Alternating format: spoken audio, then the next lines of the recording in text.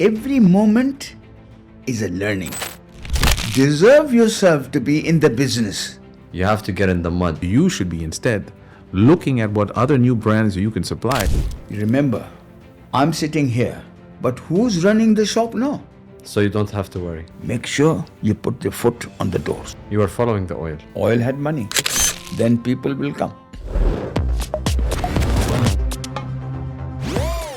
Welcome to the 100X podcast, where we share stories of inspiring entrepreneurs and change makers. Today, we're joined by two special guests from the Jashanmal family. Mohan Jashanmal, regional manager and board member of Jashanmal National, and his son Sohail Jashanmal. The Jashanmal Group has been a key player in the retail and distribution industry in the Gulf for over a century. With their humble beginnings from Basra, Iraq, they have expanded to over 100 stores across the region. In this episode, we'll delve into the founding of Jashanmal, their journey over the years, and the factors that contributed to their lasting success. Mohan Jashanmal and his son, Sohail Jashanmal. Welcome to the podcast. Ahlan wa sahlan. Honestly, I am very, very excited because ever since I was a little kid, I was seeing Jashanmal stores everywhere. And you guys sell so many different products.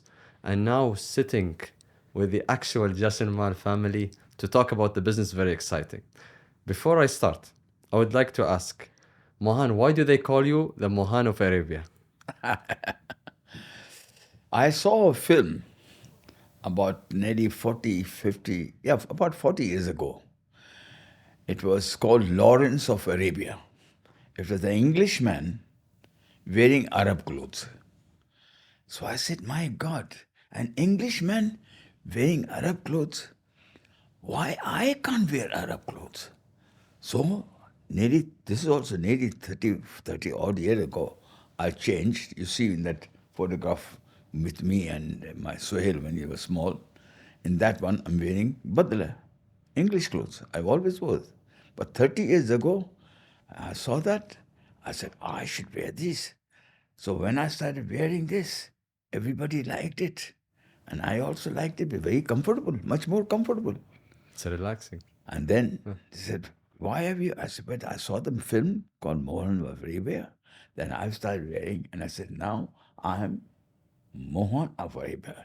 If he was Lawrence of Arabia, I'm Mohan of Arabia. Well, Mohan of Arabia, we are happy to have you here. And I'd like to start off with the history of Jashanmal, the founding story of this big empire. How did it start? Anything big is wrong. We don't. It's mutawada. Be humble is the best. We started very small. In Basra, Iraq. My father and his brother, 105 years ago. Why Basra? Because Basra had 3 rivers, 2 famous rivers, Euphrates and Idris. 2 famous rivers. Whole of this area had no water at all. This is 100 years ago. So that was the place was booming. Everybody used to come to Basra, Iraq. So we started our business in Iraq because it was prospering. Then 1934, this was 1919. Then after 20 years, we opened in Kuwait. Why? The oil started to come. The oil started to come in Kuwait first. Saudi and Kuwait, oil started. We were actually known in Basra as the people who supplied the British Army with a lot of their goods. And this was not because it was something that we wanted to do. It was something that happened organically from 1919, because the entire British Army, we moved with the British Army as Indians and British citizens from India, from the empire. We moved there for new business. The British Army started needing special goods. We started supplying them with special goods.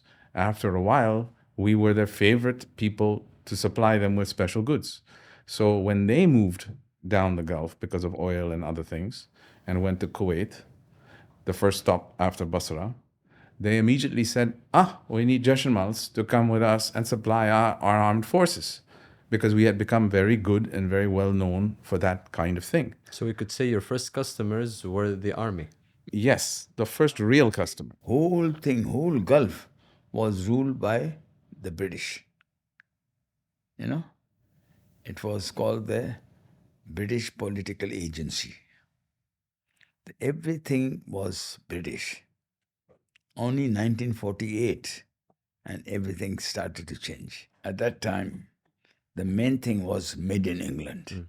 Everything made in England means we started right from 100 years ago, only good quality products.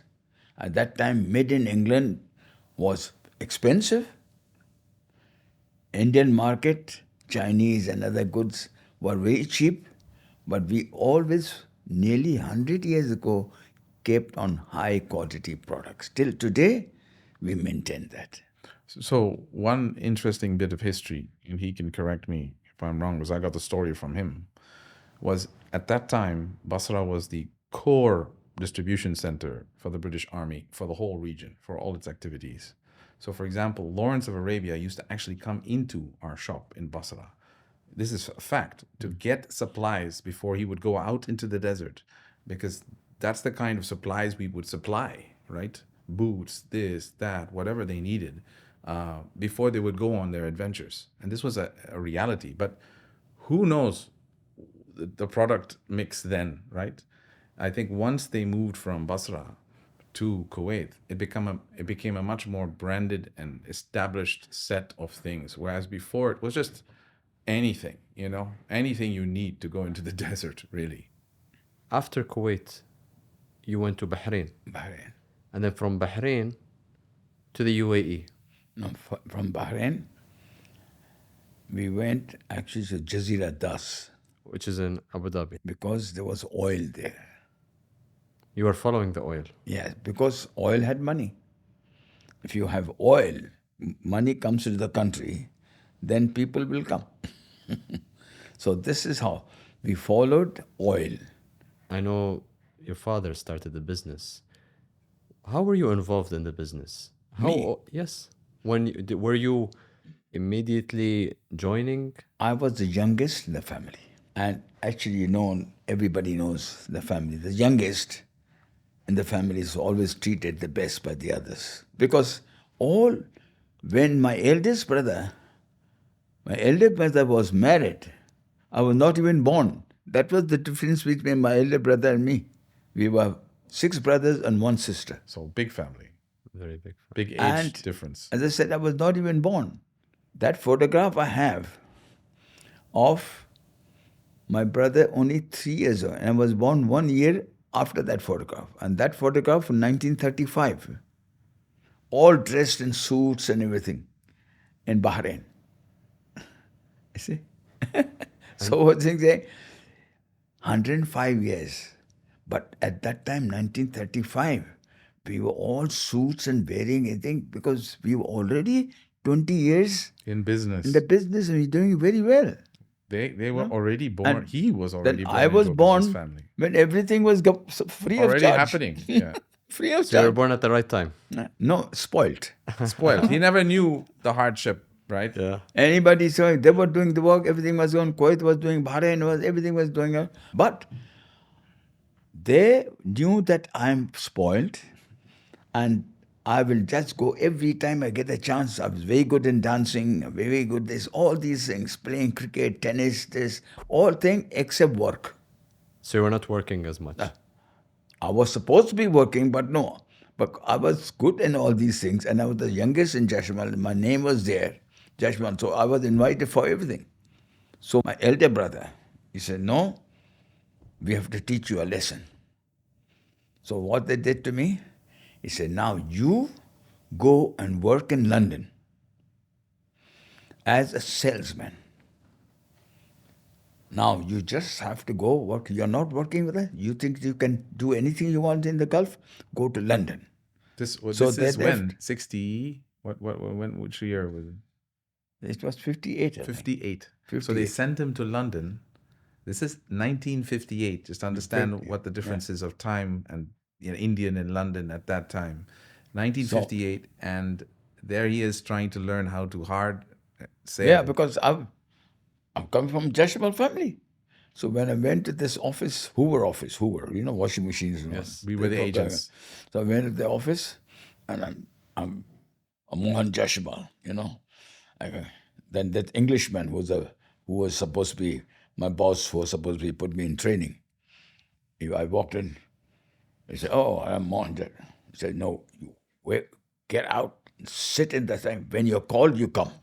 I was so shocked. I said, "Who behaves with me like this?" No, that's, because they purposely, I was spoiled. They wanted to go to somebody else who will teach me a lesson. Did he have clear instructions from your Oh, brother? yeah. It was teach you a all lesson. done. Very nicely organized. So what were you doing in London? Then I was there, told to go, take this van. I was a very good driver. I had a car license. I had no problem. So take this van, put washing machine and vacuum cleaners inside the van, and go door to door, ring the bell, and go and sell washing machines door to door. So this was the time of the door-to-door salesman. Now that would never happen. But back then, the best method of sales was literally, forget about, there was no calling. You would literally go to a person's house and force your product on them and see if they wanted to let you in or not, right? Yeah. And if it did, maybe you had a chance. I'll give you the little story on this one, same thing. How do we do that? But see, I'm coming from a good family. So I have no problem speaking English and all. We went to India, all Barnside School, which was all English schools. But that time it was British. So English was no problem. So I went to the have to do. I said, "Oh, I have no problem. I can sell." So I took the vans and all these vans, vacuum cleaned everything. As you sit correctly, ring the bell. And what ring the bell? As soon as the lady opens the door, make sure you put your foot on the door so she can't close it. Huh?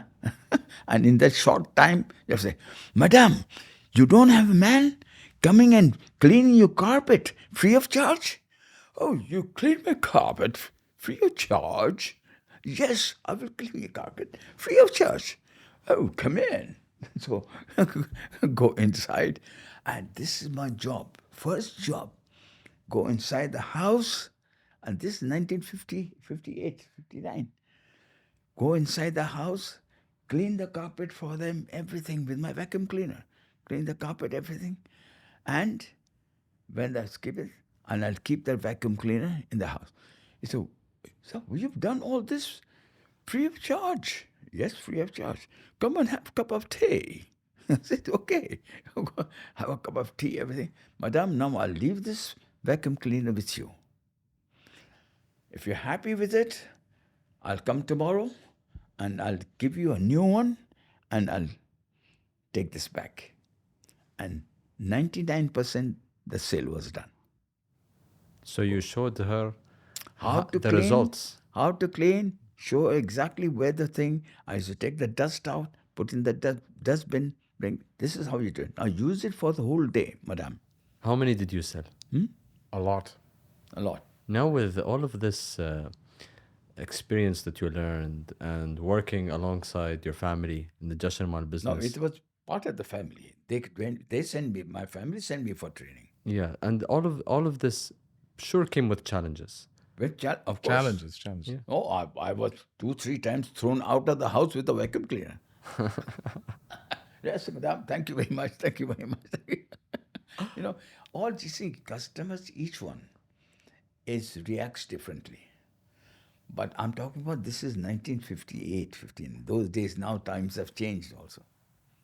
What were the difficulties the Jashanmal group faced when they were expanding from country to country? What do you think the obstacle was? See, obstacle was always to introduce high quality products in that way. All those places were always used to cheap goods.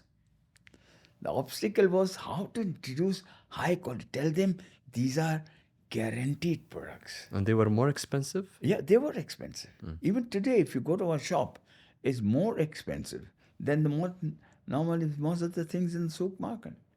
Of course, there's no more souk now. This whole thing has changed. But it was the souk, the Indian market, and Jashanmal made in England. Jashanmal products have always been premium, except maybe the only time they weren't was in Iraq, when we were just a small dukan. As soon as the jump went to Kuwait, where it wasn't just the British that asked. The British asked the Kuwaiti Emir to invite us to come. So that was a big brand jump. Like as you said earlier in the interview, that was when the brand was really created. I noticed that when you expanded into Abu Dhabi, it was around maybe 1964, something 64. We around opened that. 64 April. April 64. You even remember the month. Yeah, as well. April 64. And I still remember Saeed bin Shakboot opened our shop. Sheikh Booth had asked and requested him and others in the company that if you're in Das, you must be in Abu Dhabi. Proper. Because we in Das before Abu Dhabi. Yeah. But at the same time, there were no customers for Jashanmal in Abu Dhabi. All the customers were in Das. The British forces, the British oil workers, all the guys who needed the goods were there. So there was a long discussion between him and others in the company and Sheikh Booth for a few years until finally an agreement was struck between our management and him and Sheikh Booth. And Saeed bin Sheikh Booth, and this is what went back to the beginning of the question, was responsible for that launch and for that opening of that store. I just said something in it. The main reason, one of the main reason we could not open in Abu Dhabi. All Bet Shabi hai. Small. Where are we going to have Jashanmal? Where are the customers? No, customers, but where are we going to have Jashanmal has reputation? We have to have a proper shop, like supermarkets, this and that, but nothing here. So finally, we said, okay, we'll come on one guarantee to Abu Dhabi. We have no problem. You give us a land in Abu Dhabi for 18 years, no, 15 years. If you give us a land, we will come and build our own building. And we will build our own building, and then in that building, we will have a shop and a house. Then only we'll open a shop here. And that was your first That store. was the first store. So they gave us a land for 15 years. We built our own building here. And there was only sea, sand, and Jashanmal and Sheikh Booth's building. Is this Hamdan Street? Huh? La, Which one? Which one? He's saying it's Hamdan. This is Liwa. What this is Liwa. This is Corniche. Yes. Yeah. Yeah. No, Corniche came afterwards. Yeah. It was only There was no only Corniche. sea, Ramla, and Jashanmal. And only camels used to There was no go port. in front. Only camels could walk in front. And on the high tide, when the high tide came from the sea, it used to come into our Right shop. into the Shop also. Wow. Then Corniche came in front of our shop. Tell me about the meeting with Sheikh Zayed. Sheikh Zayed meeting was wonderful. He used to come once a month to my shop first, because there was no other big building except palace and our shop. So he will come to our shop and he will sit. We'll give him a nice chair, a chair. And then he was very fond of what we call Viewmaster. There's a small film you put inside, and you turn it, you see different pictures. You call them viewfinders. So You had a it's little the view- clicker and it would go round and round. Viewfinder. You touch it like that. It's Rawini Aflam. Rawini Aflam. So I'll give him all America, Switzerland, this, and he said, well, inshallah, bi'idhan Allah story. It will happen. When he saw this, America, this and that, and he says, bi'idhan Allah story. You are Sheikh, okay, I believe in you. But me personally, I don't believe. But really? In 66 years, we are only 60 years old. And actually it's happened. I can't believe. In front of my eyes, all these buildings have come up. And And it was Sheikh Zayed who said it will happen. the funniest thing about the story is that Sheikh Zayed used to come into the shop, and then right away he would ask for the viewfinder, And he would ask for very specific things from the viewfinder. He would give him this, the new thing, of some clouds, of some rain or green grass. He didn't want to see those things. He wanted to see the tall buildings of New York or somewhere else. That's what he wanted to see. And that's why they had that conversation. So once I was praying in the mosque, and after the prayers, somebody, which is normal, somebody, what's your name? So I said, my name is Mohan. I said, Mohan? But Mohan is not a Muslim name. How are you praying with us? So I said, in Arabic, I told him, which is min ahsan. Mohan يصلي معك وعبد الله جاسم ما يصلون. والله موهن يصلي أحسن. دين المعاملة مش اللحية ولا قندورة ولا بدلة. Right. How you behave. Main thing, the whole thing is Sheikh Zayed, Sheikh Khalifa bin Zayed, Muhammad bin Zayed, all of them. We want people who behave well. It doesn't to do with any religion, any nationality. If you behave well, you're welcome in UAE. That's actually the brilliance of the UAE. That really is the brilliance of the UAE. First was the ability to make foreigners respect the culture that is here. Foreigners love it so much that they ended up staying. You know how many people in the UAE we have, in Abu Dhabi specifically, we have who are long-term residents of more than 40 years? A lot.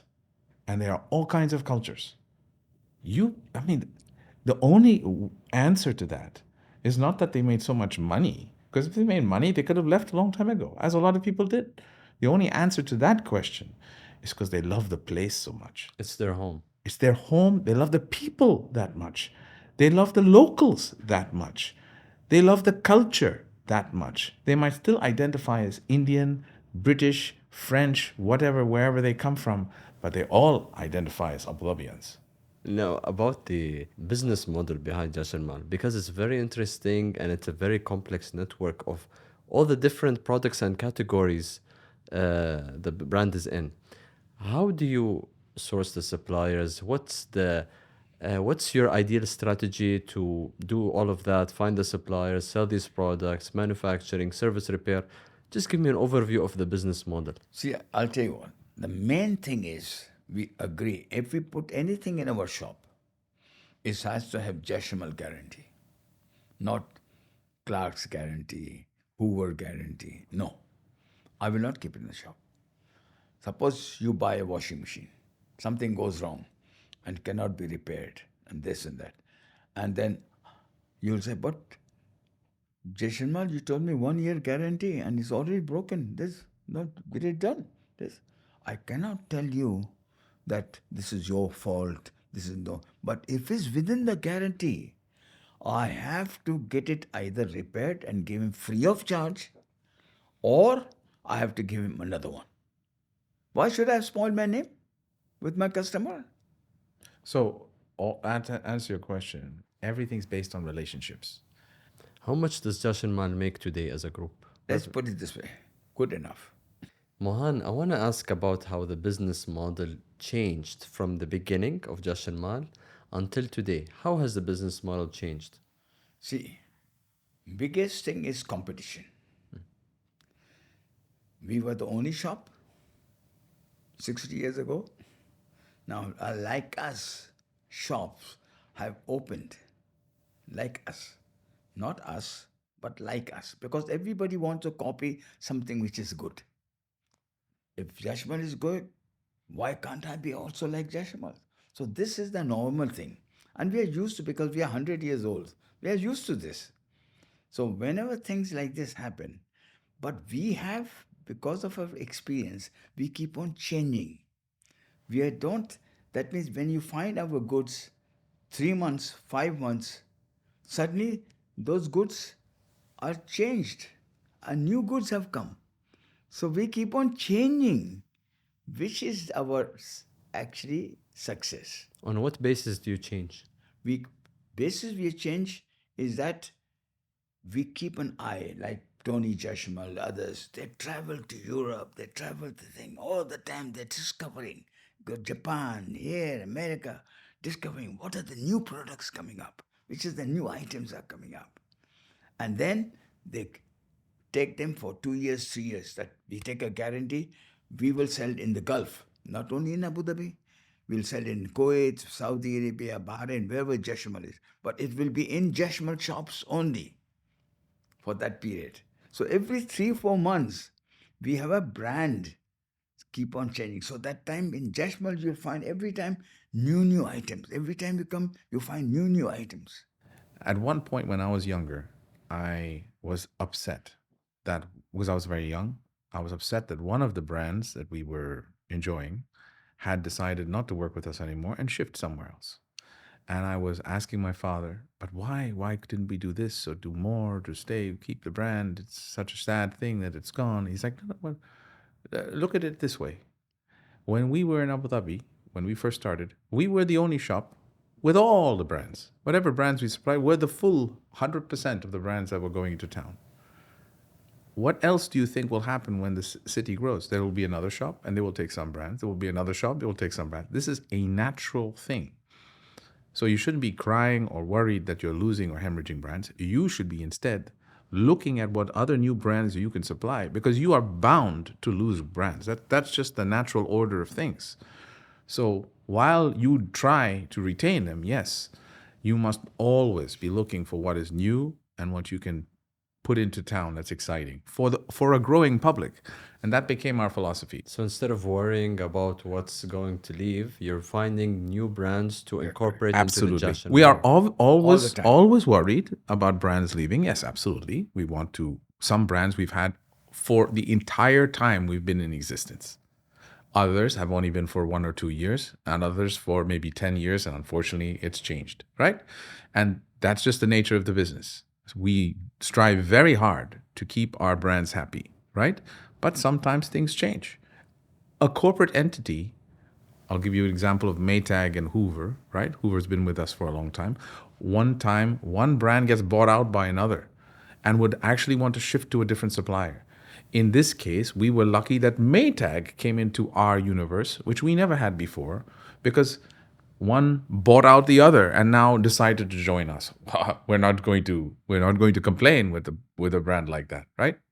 And the other thing is that they take a lot of ideas, all these European others who will supply, they take our advice also. Now, 1968, 60, I'm talking about that time, I know more of the time when I was involved. We have a very good shoe cloth called Clark's. Well brand, but wonderful leather boots. How many years now? Wait. How many years? 40 years? 30 years? Yeah, easily 40 years. One relationship with one company for 40 years. Clark Shoes. Now, Clark Shoes had a brand known around the world, and we introduced it. They always take advice from people like us in which country we were. We told them, we have Clark Shoes, but there's no roads here in Abu Dhabi. There's nothing here. We have desert. So we introduced in 1968, 69, called Clark's Desert Boots. 68, huh? They took the advice from you. Yes. Which, by the way, we supplied to the armed forces, I believe, and the police for a very long time. That was for the biggest sell was who? The army. Army bought all our desert boots because they are the ones who are in the sand most of the time. It's very interesting because you never hear about the company that's doing the distribution, which is Jashanmal, giving advice to actually brands on what is needed within the region. And that's what you guys did. Relationships. And this was a constant win because they are used to supplying in Europe. They're not here But on they the do foot. not know. Mohan, tell me about the competitors of Jashanmal. The competitors of Jashanmal. Competition. Yes?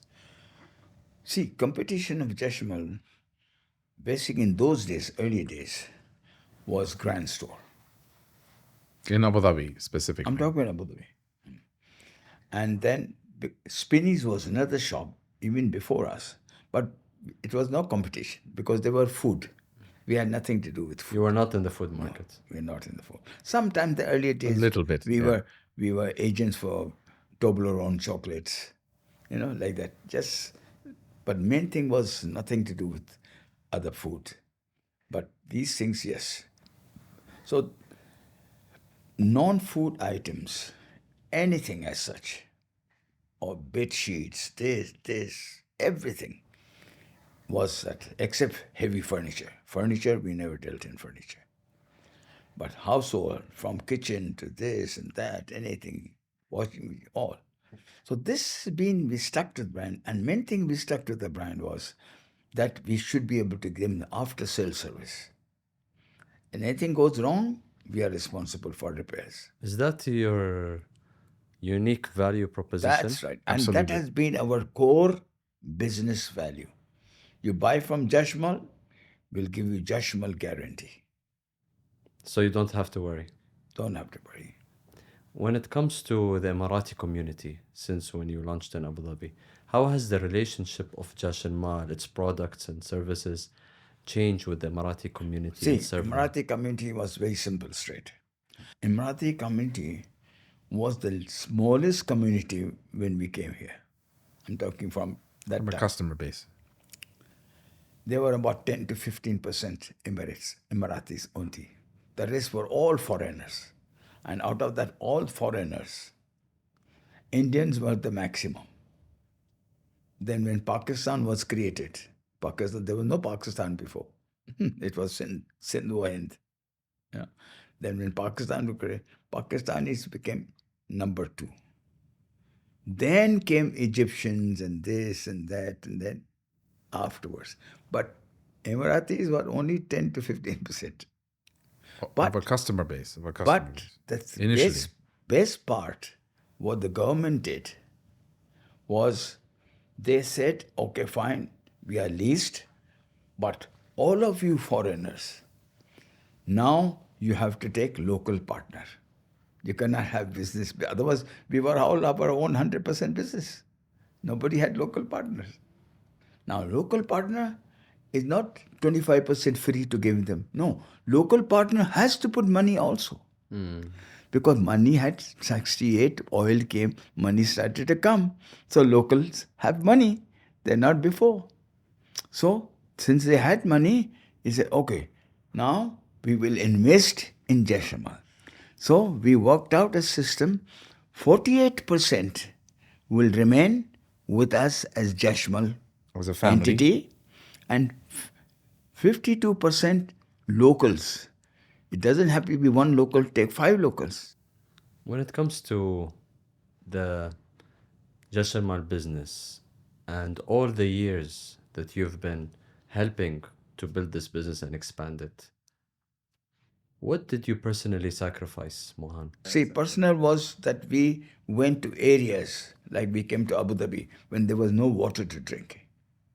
But we knew we will invest in Abu Dhabi. And then we know in the future. But we sacrifice was thinking in the future, yes, these are growing countries. We must invest in this country now. So we invested in the country. It was, you can't say it's a risk, but we calculated properly. Oil started coming, this is it. So 62 oil came in Abu Dhabi. Then 64 we opened. And then we started making only after 68. But we invested in the country, but we knew it's the future. Now look where we are. But we invested in the right time. You have to understand that this family is a business family, and it was created so by steps. So each step, it was an investment in that area. It wasn't an investment for 1 year or 2 years. Even now, when we make a step into Saudi, it's not a step just to try, right? So each time we make that kind of step, and often when we do so, we become part of that town and eventually part of that community. For example, our Bahraini side All became part of the Bahraini, community. right? They just became Bahraini, at some point, because they'd been there for so long, in the same way that we've been here for so long, and literally grew up with all parts of the development. I mean, he's responsible for the Indian school. He's responsible for the Indian lobby. There's so many things. When it comes to running Running. the company, Running. Yeah. how do you balance between your personal life, your family, and working in that business? See, one thing like I learned myself, I pass this on to my family. What I learned means myself, you may be a Jashanmal, but you remember, I'm sitting here, but who's running the shop now? Who? My staff. I can't do without my staff. My staff are actually bosses. I'm only the doorman. So, greatest respect to the staff. Managers, this and he may be a manager, but no, you go and talk to the staff, not to the manager. The staff will tell you, I have this. Manager will tell me, yes, everything is fine. So it's the people who are with you are the bosses. That's why I say, in the marbab, ana haras albab. I'm the doorman, but I'm quite happy with little kharji, little bit tip you give me. I'm quite happy. So therefore, main thing is how you look after your staff. That is the secret. When it comes to success, Jashanmal's name is known for that. How do you define success, Mohan? One line. I've always said to many of my friends, basically, service with a smile, Jashanmal style. It rhymes. The whole thing is, everything is, if you can serve somebody, you are successful in life. Don't worry what customer comes and knows that. It's not the point. The point is, when a customer comes, whether he buys or not, the fact that customer came to my shop, welcome him. And if you can give him kahwa, chai also in the shop, no problem. And if he buys something and give him a gift on top of his buying also, no problem. But show him that Jashanmal gives the best services. It's not just selling the goods to you, but looking after the goods, even after the goods have been bought, guaranteed. Jashanmal guarantee. That's the secret of secret. Mohan, tell me about the medal you're wearing. What's the Okay. story behind it? I'll tell you what. This medal was given to me by the President of India many years ago. What was the medal is about? That they had to select people who have done something for India, outside India. We've been 100 years outside India. That's starting from my father.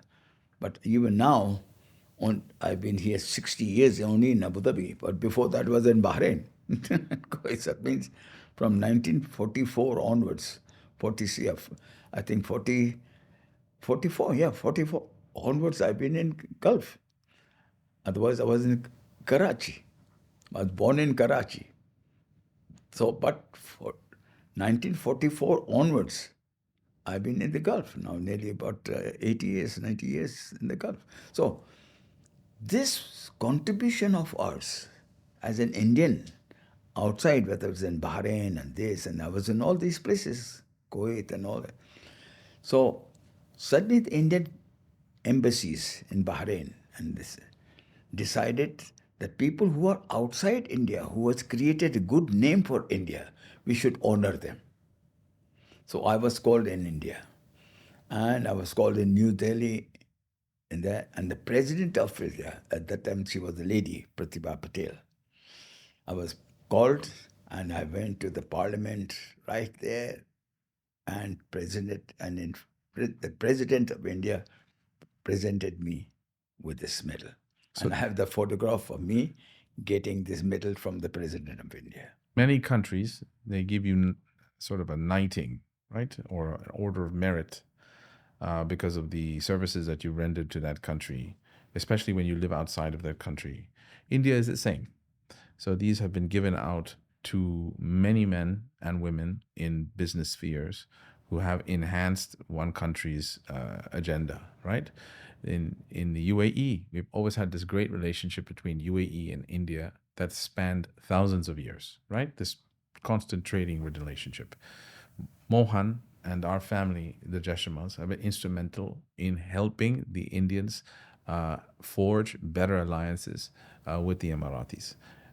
One example is that our actual house in Abu Dhabi, which was that old building that we said where the Jashanmals was also the default Indian embassy before there was an Indian embassy.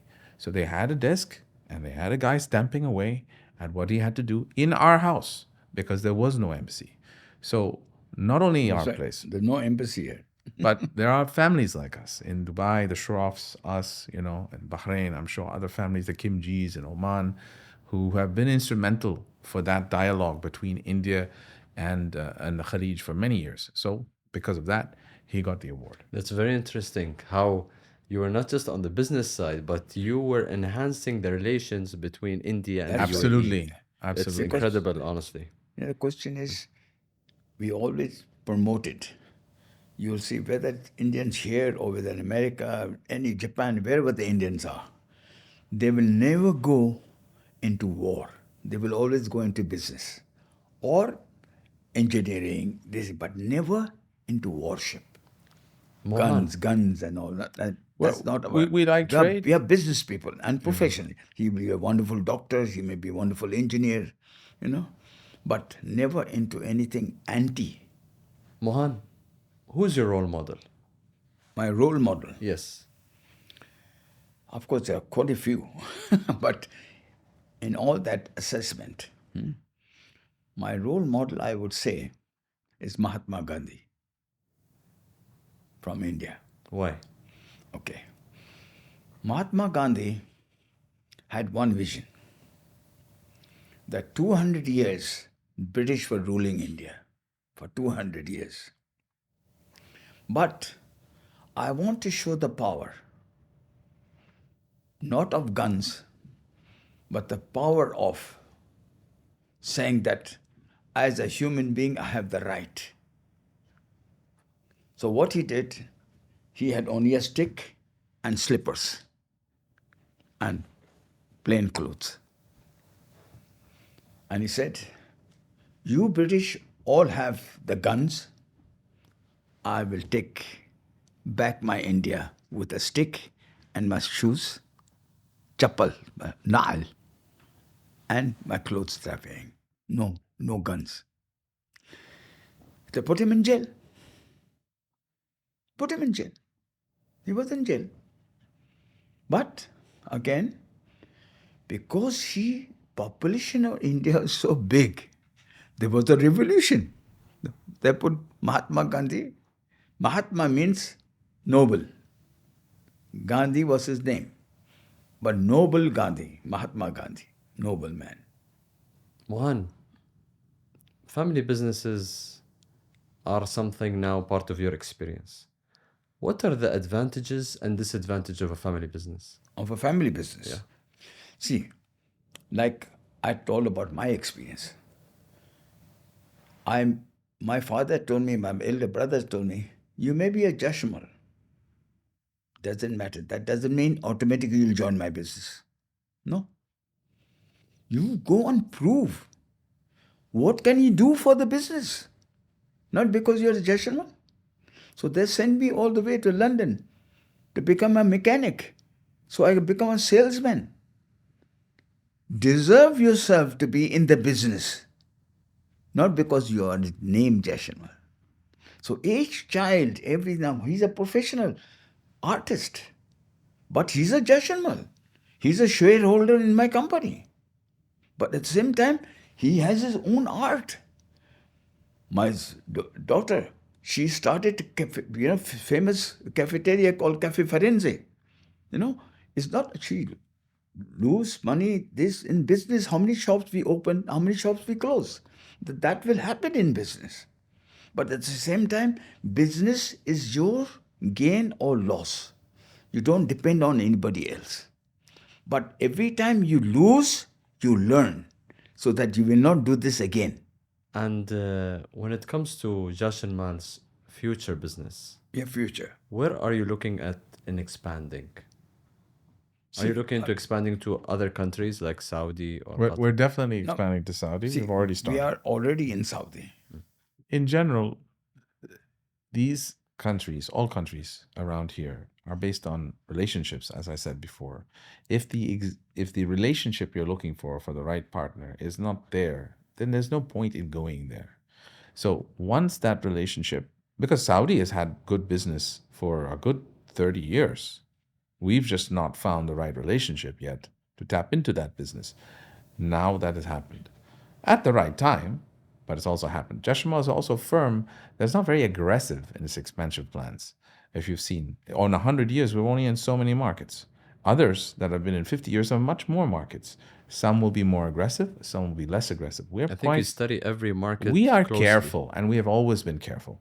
I'm not going to mention names, but I remember in Abu Dhabi when I was younger, talking to business leaders who are good friends of my father.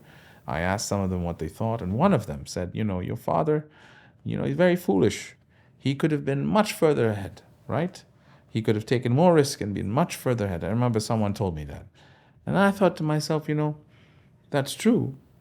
But look, when the markets go up and the markets go down, we're still there. A lot of those guys who took those risks are not there. That's a good point. And we've been there for 100 years. So yes, that man might have a good opinion and might have made a lot of money, but we're still here. Mohan, what advice do you have for future entrepreneurs? Anyone who wants to enter business, what advice do you have for them? Mine is, at least I can speak from our side. Mine is that don't be proud. Kubur wadi al-gabr. Pride takes you to the grave. Humble, mutawada. Secret of life is be humble. And every moment is a learning. You learn from people. Doesn't matter if he's a fakir sitting on the ground. Don't feel shy to sit on the ground with him. And let the other people go, this big man now sitting with the ground with the poor man? No, show them that he's a poor man, but he's an insan. He's a human being. So don't have that between. Every human being is born with a value. Otherwise, he could have been an ant, he could have been bird. That's a soul. Ruh Allah is in everything. You may have been any of those, but then if Allah has made you as a human being, means the rest of the creation you have to look after. And especially if you see a human being, poor man or anybody like that, sit with them, discuss it. Don't worry, I'm with you. You may not give him anything, but he sees at least this one human being is talking to me. Humble, mutawada is the secret of life. I think the interesting thing is that you have to remember this family is an old family. And when my father's generation started learning business, they didn't go to business school. There was no Harvard Business School. And if there was, they certainly didn't have access to it. So their business school was the family business. And that business was about looking after their customers, being on the floor, understanding when things go wrong, and fixing those things. But at the same time, they had to learn all the things entrepreneurs fail to learn today. Entrepreneurs today come out of a business school, most often, have been told to do X, Y, and Z, try to sell in 5-6 years. Frankly, all this rubbish, right? When actually learning a business is learning how to do the delivery yourself, how to make sure the customer is happy, how to make sure you get the money, how to make sure you account for the money, how to make sure you spend the money properly. These are things you have to learn not from a business school, but by the reality of that space and that place that your business is in. And that, I think, is what is crucial for entrepreneurs to understand today. They think it's so simple that the facts that they learned in school are just going to miraculously give them a good business, when in reality, that's not the case. Once they start their business, it is not a 5 to 10 year projection. It is a lifelong projection. Now, if they do really well, maybe they can exit in 5 or 10 years. That's really their business, depending on them and the hard work they put. The other day, I made a delivery to a client of mine, and I'm in a different space in the arts. I'm actually an entrepreneur. That's what I do. And the individual was a very big client. I'm not going to mention who. When I went there, I dropped it off to the house manager. And she asked me, "Oh, you're Jashanmal, how come you're here doing the delivery yourself? First of all, why wouldn't I be here doing the delivery myself? Don't I want to deliver to my client directly, who's an important man? More importantly, aren't I worried that if I gave it to someone else, they might screw up the delivery? So it's better for me to be down there and doing the taping and the delivering and everything, because I'm going to learn every little thing about that client. The client's going to learn everything about me and understand that I mean business when I say I give them my guarantee." And I think that's what our family's been doing for 100 years. I think what you said, Suhail, and what Mohan mentioned is that family businesses might start with the father or the grandfather, but you have to get your hands dirty. You have to get in the mud. You have to work, and you have to be there at all times in order for you to build or sustain an empire for this long. I'd like to thank you, Mohan, and thank you, Suhail, for joining us on the 100X podcast. Thank It you. was such a pleasure. Thank you for watching us. Feel free to share your feedback and connect on our platforms. If you know someone with an inspiring story, email us at 100x.abudhabi@gmail.com. Stay tuned for more uplifting business tales.